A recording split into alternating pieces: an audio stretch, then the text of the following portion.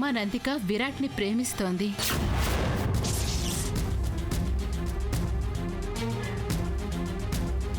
పెళ్ళంటూ చేసుకుంటే అతన్నే చేసుకోవాలని ఆశపడుతోంది.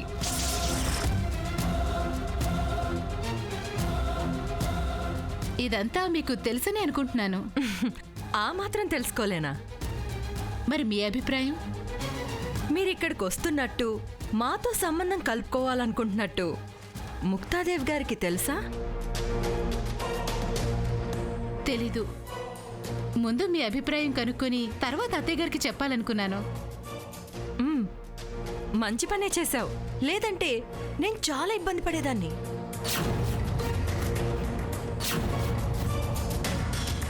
ఆంటీ, నేనంతకుముందు ఎన్నో తప్పులు చేసుండొచ్చు, కానీ అవన్నీ విరాట్ సార్ని సొంతం చేసుకోవాలనే కోరికతోనే చేశాను. ఆ తర్వాత నేను పూర్తిగా మారిపోయాను ఆంటీ. నా తప్పులు నేను సరిదిద్దుకొని విరాట్ సార్ మనసులో స్థానం సంపాదించుకోగలిగాను. దయచేసి యాక్సెప్ట్ చేయండి ఆంటీ. నాకు నిజంగా ఇప్పుడు ఎలాంటి కోపమూ లేదు నందిక. మరి ఇంకేంటి అభ్యంతరం? కట్న కానుకల గురించా? ఏం కావాలి? ఎంత కావాలి? ఎంత ఇవ్వగలరు? ఓ 1 కోటి రూపాయలు ఇవ్వగలరా? పోనీ బెంచ్ కారు కొనివ్వగలరా? ఇవ్వలేరు. మీ చేతిలో ఏమీ లేదు. ఆస్తి మీది కాదు. 4 రోజులు పోతే మీకేమీ రాదు.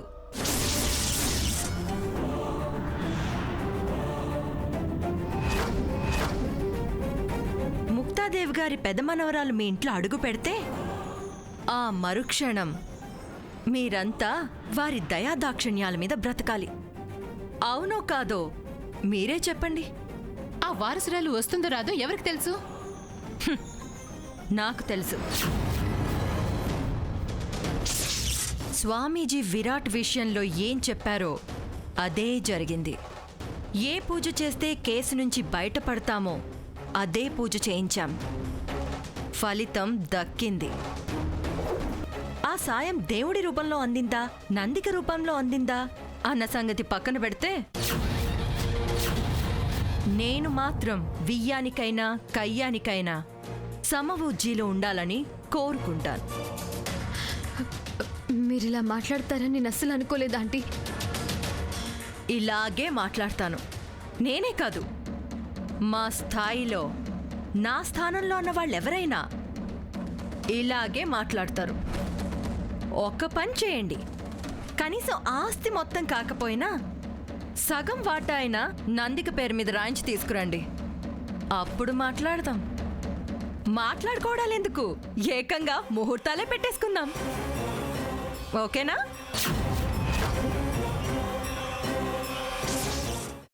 అమ్మా, అలాంటి వాళ్ళది నిజమైన ప్రేమ కాదు, అది వ్యామోహం. ఎగ్జాక్ట్లీ చిన్నత్త. నిజంగా ప్రేమించుకున్న వాళ్ళు అలా చేయరు. ఎంత మనసు విరిగిపోతే కన్న కూతుర్ని పట్టుకొని మా దృష్టిలో చచ్చిపోయా ఉంటుందా తల్లి? అది సరే అమ్మా, తన కూతురుతో తన మాట అనేటప్పుడు ఆమె మాటల్లో వ్యథ, కళ్ళల్లో బాధ గమనించావమ్మా? పెద్దబాబుకు బర్త్డే విషెస్ చెప్పు కూడా వెళ్ళాం కదా. ఊరికే ఎలా కాలిపోతుంది? మంట పెడితేనో పడితేనో తగలబడుతుంది.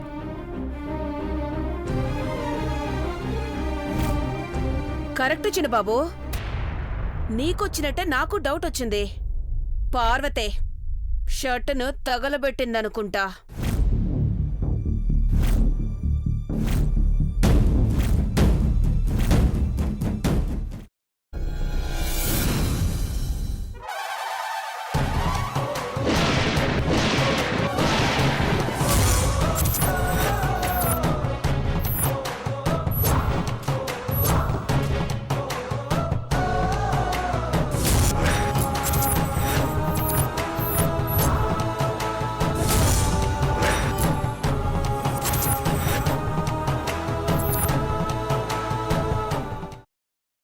తర్వాత పొట్టు తీసేసి చాప్ చేసి పక్కన పెట్టుకోవాలి.